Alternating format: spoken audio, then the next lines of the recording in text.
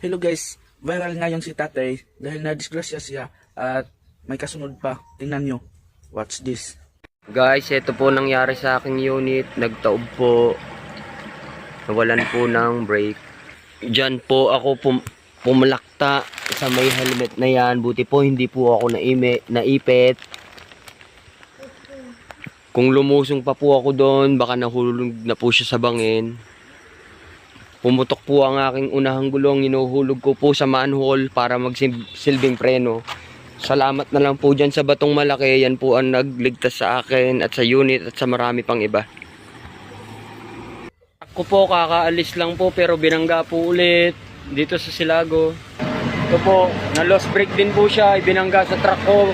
Patatayo lang po ng truck ko. Binangga po niya. Yan po. Katatayo lang po ng unit.